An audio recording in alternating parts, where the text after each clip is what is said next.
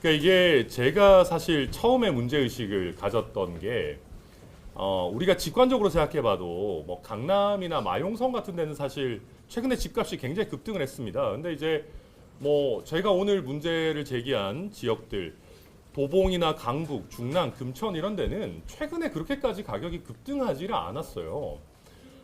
그런 상황에서 이제 이게 조정 대상 지역, 규제 지역으로 묶으려면 이게 대통령 마음대로 할 수 있는 게 아니고 나름대로 주택법상 기준이 있어야지, 요건이 있어야지 할 수 있는 거거든요. 야, 앞으로 오를 것 같으니까 미리 묶겠다. 이런 거는 주택법상 허용이 안 돼요. 그래서 야, 이게 진짜 가능하냐라고 저희가 좀 파보니까 아니 이게 9월 통계를 반영하면 안 된다. 이런 지금 뭐 제가 말씀드린 도봉, 강북 이런 데는 법상 넣을 수가 없다. 야, 근데 이거 어떻게 넣었냐? 이제 저희가 파본 거예요. 파봤더니 10월 15일에 규제를 하면서 전달 통계를 뺐다는 겁니다. 아니 이게 상식적으로 말이 됩니까? 아니 우리가 최근 아파트 가격이 상승해가지고 이거 규제로 묶어야 됩니다 그러면서 최근 통계는 정작 뺀 거예요. 그래서 이게 말이 되냐 물어봤더니 이제 이게 뭐 저도 아직 확인된 건 아닙니다만은 실무자들은 이 지역들은 최근에 많이 안 올랐다라는 걸 어느 정도 알고 있었다는 겁니다. 그런데 이재명 대통령과 대통령실에서 이거를 전체적으로 다 묶어야 된다. 뭐 풍선 효과를 염려했을 수도 있겠고 정치적으로 여러 번에 나눠서 했을 때 정치적인 부담이 더 커지는 걸 염려했을 수도 있겠죠. 뭐 그거는 아직까지는 의혹의 단계, 제가 지금 생각하는 단계입니다만은 그런 영향이 없었다라고 하면은 이게 말이 안 돼요. 왜냐하면 10월 15일에 9월 주택가격 통계가 나온다는 거는 이미 모두가 알고 있었습니다. 그러면 하루만 기다렸다가 9월자 통계 나오는 거 보고 아니 규제 대상 지역이라는 거는 가능하면 적게 지정하면 좋은 거잖아요. 이게 국민의 재산권을 침해하고 세금 부담 늘리는 건데 근데 그렇게 안 하고 통계가 나오기 전에 막 무리하게 서둘러서 14일에 이 심의위원회 이거 열고 15일 오전에 급하게 이걸 발표한다?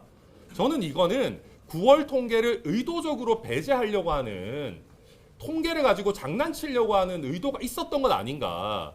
저는 그런 생각을 강하게 가지고 있고 아마 오늘 제 설명을 들은 많은 국민들, 특히 이 지역에 계시는 국민들 입장에서는 야, 최근 통계도 반영 안 하고 우리 재산권을 이렇게 제한한다고? 우리 지금 이거 아파트 팔고 나가기도 어렵고 이 지역에 살려는 분들도 굉장히 어려운데 이게 말이 되냐? 예전에 문재인 정부 때부터 통계 가지고 장난치던 나쁜 버릇 이번에 또 나온 거 아니냐? 통계 가지고 장난쳐서 국민의 재산권 침해하는 거 아니냐? 저는 그런 얘기가 분명히 나올 거라고 생각을 합니다.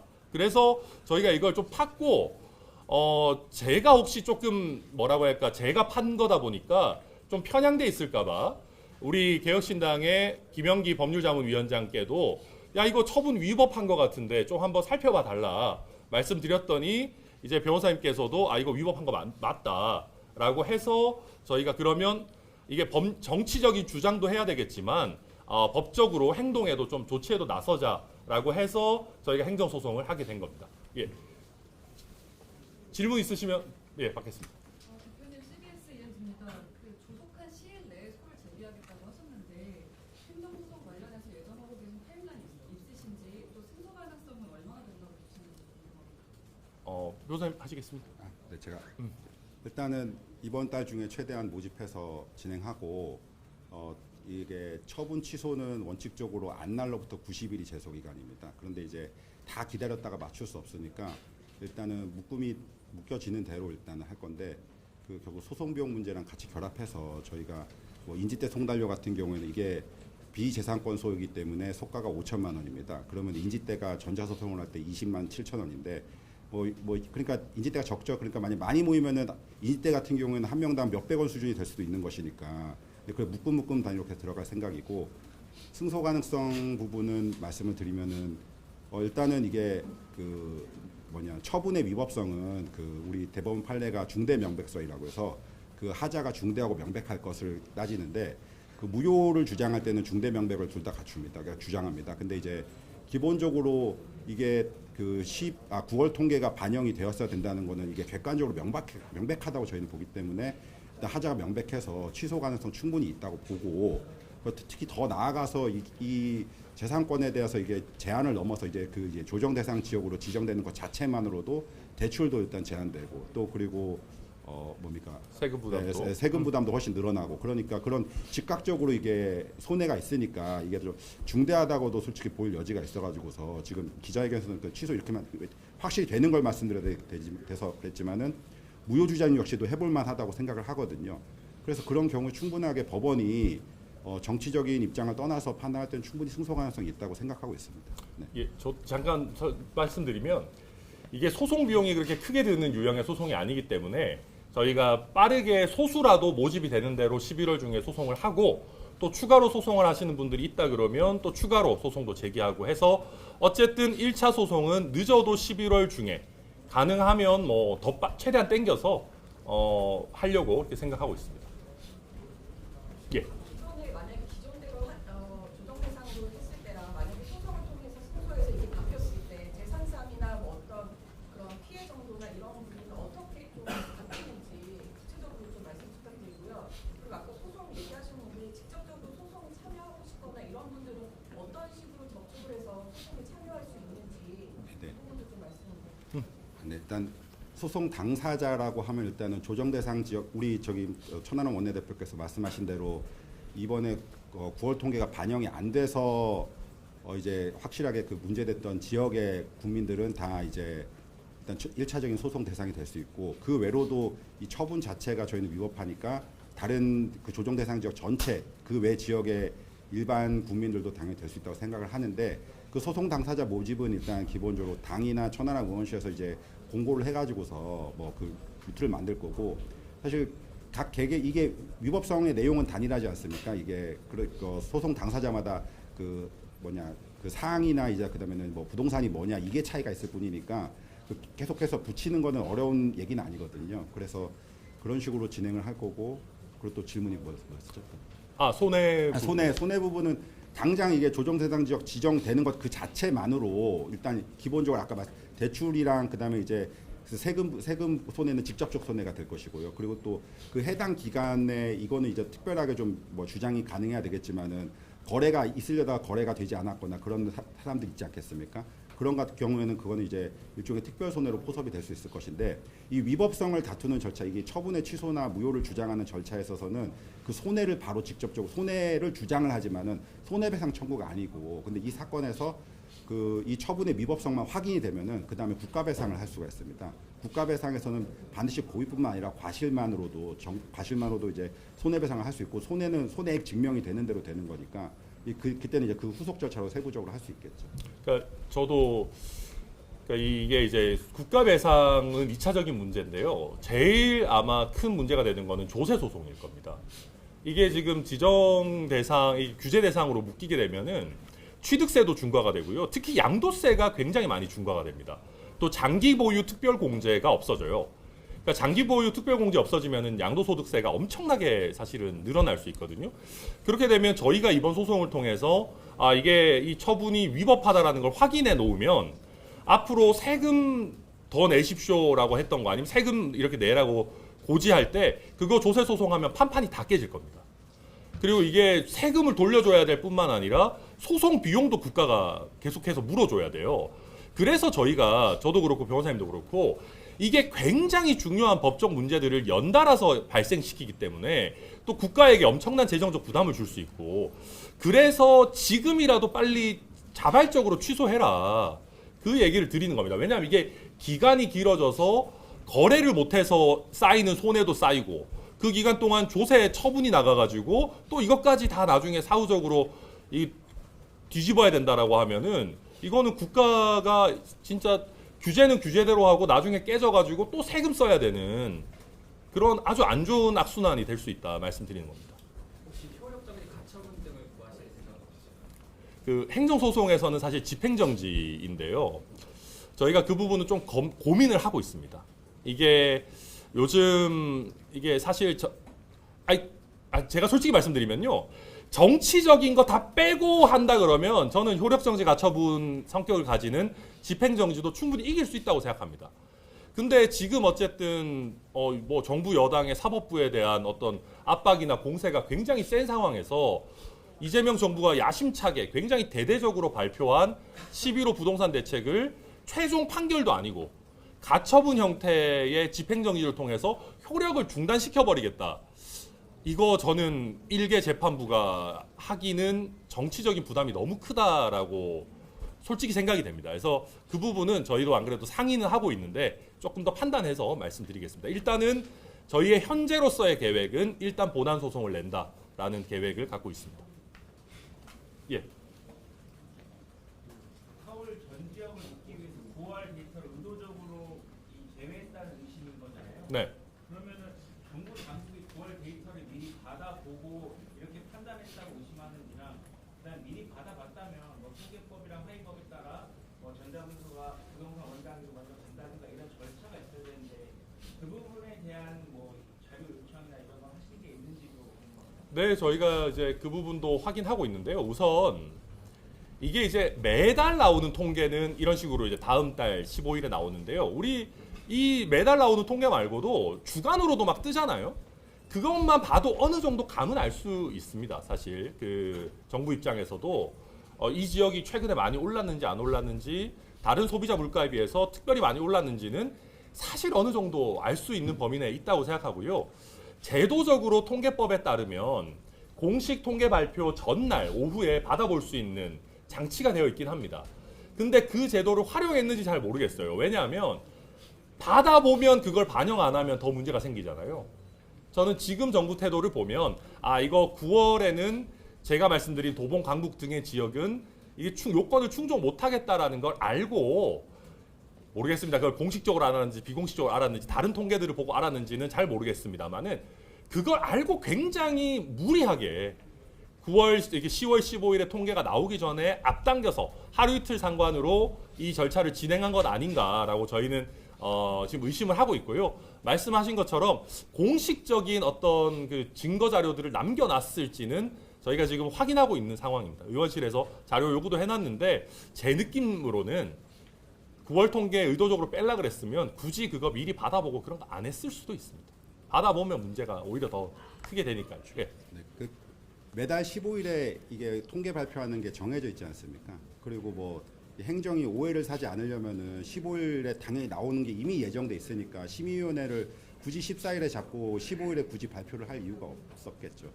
네, 16, 17일 그렇게 했으면은 사실 아무도 이 얘기를 안 했지 않겠습니까? 네.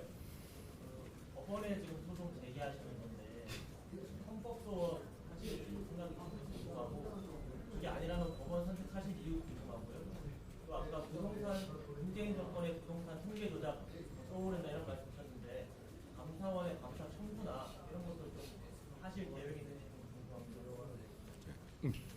일단은 헌법소원을 하려면은 보충성이라는 요건이 있습니다. 뭐냐면 다른 절차를 거칠 필요 없이 바로 직접적으로 거칠 수가 없어서 직접적으로 헌법소원하는 것 외에 다른 그 구제 수단이 없을 때인데 지금 말씀드린 대로 이게 행정소송이 가능한 상황에서 그 헌법소원을 하는 것이 일단은 절차적으로는 쉽지 않다고 보이고 또 동시에 헌법소원은 근데 그 자체로 의미는 있을 수 있겠죠. 위헌성을 다투는 거니까. 하지만은 결국은 이 하자를 이 취소소송에서 하자를 구할 때 당연히 절차적 흠결을 얘기하지만은 동시에 이게 이 하자가 왜 중대한지를 얘기할 때 있어서 헌법적인 얘기도 할 수밖에 없거든요. 그래서 이게 더 직접적이고 실효적이니까 그 헌법소원 외에 이 절차를 하는 것입니다. 예, 말씀 잘 해주셨고요. 그러니까 헌법소원은 저는 정치적 제스처로는 의미 있다고 생각합니다. 그런데 행정소송이 가능하다고 하면 더 직접적인 구제 조치를 택하는 게 저희는 맞다라고 봤고요. 말씀 주신 감사원 감사 청구 같은 경우에 이게 저희가 추가적인 팩트 확인이 더 필요하다 그러면 사실 해야 되는데요. 저희가 법률적으로 검토한 바로는 뭐 14일, 15일 막 복잡한 얘기들이 있지만 16일 기준으로, 그러니까 처분일이 16일이거든요. 국토부 장관 공고가 16일에 나갔어요. 근데 16일 기준으로 9월 통계가 이미 있고 이게 반영이 안 됐다라는 위법성은 저희가 봤을 때 명백합니다. 그러면 위법성이 이미 명백한데 감사원 감사 청구를 기다리느라고 시간을 더 끌 이유는 저희는 없다고 생각하고요. 추가적인 팩트 파인딩이 엄청나게 더 필요한 사건은 아니라고 저희는 판단했고, 다만 말씀하신 것처럼 이게 공직사회 안에서의 어떤 징계 책임이나 이런 거를 묻는 면에서는 뭐 감사원 감사청구로 추가로 뭐 할 수는 있다. 근데 다만 이 소송에 있어서 반드시 필요한 부분은 아니다. 저희는 그렇게 보고 있습니다. 이 주장을 하신 지 조금 되셨잖아요. 네. 근데 그 사이에 피해 사례가 발생됐다고 하는 아니 그 지금 이제 이 사례가 좀 바이럴이 되고 소송하고 싶다 막 이런 분들은 당연히 연락 오고 있고요. 이게 말씀드렸듯이 내가 이게 재산권이 제약되는 거잖아요. 내가 집을 팔 때, 집을 살 때 다 이게 되는 거기 때문에 그런 얘기는 굉장히 많이 오죠. 아, 우리 동네는 그렇게 많이 오르지도 않았는데 뭐 조금 이상한 얘기지만 이제 우리 동네도 조금 오르나 했는데 왜 뭐 그런 얘기 하시는 분들도 있고 소송하면 적극 참여하겠다. 그런 얘기들도 벌써 많이 하고 계십니다. 다만 아직 제가 말씀드린 것처럼 세금이 부과되거나 하기에는 시간 간격이 그렇게 길진 않기 때문에 그런 부분들은 아마 소송하면서 더 나올 거라고 생각합니다. 지금 그 해당 지역 8개가 보면은 여당 의원들 지역구가 대부분인데 아까 이제 동창도 얘기하셨잖아요. 네. 이런 부분에 대해서 좀 어떻게 제스처를 취하실지 하나랑 그다음에 국감 때 김현철 장관, 기재부 장관이 약간 법적으로 문제가 없다는 식으로 답한 걸로 저는 봤는데 네. 위증 관련해서 위증 고발 계획이나 뭐 이런 거는 계획이 없으신지. 뭐 법 잘 모르고 하신 거면 우리가 뭐 잘못된 법적 판단을 위증이라고까지 할 수 있는지는 좀 봐야 될 것 같습니다. 근데 이제 지금 국토부랑 기재부가 계속해서 사실과 다른 이야기들을 좀 하고 있긴 합니다. 그 부분도 저희가 좀 검토는 해보려고 하고요. 근데 어쨌든 위증으로 또 저희가 위원회 차원에서 고발을 하려 그래도 또 여당이 다수인 상황이 있기 때문에 저희가 그 부분 한번 살펴보려고 하고요. 이 얘기를 제가 해도 되는지 모르겠는데 실제로 제가 말씀드린 지역구 안에, 그러니까 그 지역 안에 지역구를 두신 여당 의원께서 그런 얘기 하시더라고요. 천하람 의원 덕분에 우리 지역 규제 대상 지역에서 빠지면 자기 밥 사겠다고. 네, 그래서 여당 의원들도 아마 문제의식은 공유하고 있는 것 같습니다. 그런데 지금 이재명 정부 초기고 하니까 뭐 직접적으로 나서는 데는 조금 부담이 있지 않나 싶은데 그럼에도 불구하고 우리가 이제 지역구 국회의원이라는 게 어쨌든 지역 구민들의 이익을 최우선적으로 또 대표해야 되는 그런 위치에 있는 것 아니겠습니까? 그래서 이재명 정부를 위해서도 어쩌면 너무 과도한 부동산 규제는 안 좋을 수 있습니다. 그래서 여당 의원들도 저는 용기를 내셔서 우리 지역 구민들이 원하는 방향으로 소송에 같이 참여도 하시고 뭐 같이 좀 이렇게 협업을 좀 했으면 좋겠다. 다시 한번 요청 말씀드립니다. 예. 최근에 국민의힘 김은혜 의원이 같은 취지의 내용이 담긴 자료도 내시고 네. 문제 제기하고 계신데 이 사안들을 이번 소송이나 대응을 하나 있어서 국민의힘이랑 같이 대화를 해보거나 함께 행동하실 의향도 있으신가요? 아까 김영기 변호사님께서 말씀해 주신 대로 저희가 이제 원고 적격이 2단계로 지금 저희는 구성하고 있습니다. 저희가 오늘 말씀드린 지역 안에 이제 부동산을 보유하고 계시는 분들은 거의 뭐 완벽하게 원고 적격이 인정되는 1차적 원고들이고요. 근데 동시에 이게 어쨌든 처분의 주요 내용 중에 하나니까 뭐 꼭 도봉, 강북 등이 아니더라도 다른 지역에 거주하시는 분들도 저희는 함께 2차적인 원고로서 참여할 수 있지 않을까 지금 검토하고 있는데요. 그렇다라고 하면 김은혜 의원을 포함해서 조정 대상 지역에 포함된 지역구를 갖고 있는 의원들도 계시거든요. 저는 그런 분들의 특히 이제 약간 뭐 강남이나 용산이나 뭐 분당이나 이런 지역에는 국민의힘 의원들도 많이 계시기 때문에 그분들도 이 소송에 동참하실 건지는 저도 한번 여쭤보고 가능하다 그러면 뭐 같이 하는 부분도 있을 수 있지 않을까. 또 뭐 김은혜 의원님 말고도 기재위의 박수영 의원도 이제 제 질의 내용도 공유하시고 이렇게 좀 이 이슈를 같이 팔로우 하시려고 하시는 것 같더라고요. 저는 그런 부분은 잘못된 처분의 위법성을 지적하는 거는 뭐 함께 하는 거 얼마든지 환영이다 말씀드립니다. 예, 먼저.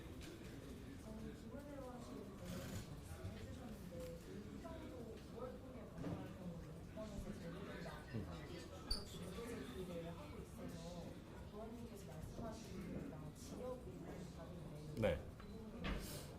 그게 아마 저희는 이제 조정 대상 지역을 이제 기준으로 지금 위법성을 판단했고 김은혜 의원은 아마 그 다른 기준을 또 하나 잡으셨던 걸로 압니다. 그래서 저희도 소송을 준비하는 과정 속에서 어차피 전체 지역을 2차적 원고로 가져가기는 할 거지만 말씀하신 것처럼 위법성은 다층적으로 뭐 구성하는 게 좋으니까 은평 같은 지역도 저희도 주장할 수 있는지 안 그래도 살펴보고 있습니다. 예. 투기 그렇죠. 김은혜 의원은 투기과열지구로 아마 통계를 잡으셨던 것 같고요. 저희는 조정 대상 지역으로 잡았는데 이번에는 어차피 그 두 개를 중첩적으로 처분을 한 거기 때문에 어느 한쪽의 위법성만 있어도 처분이 깨질 수가 있습니다. 그래서 살펴보려고 합니다.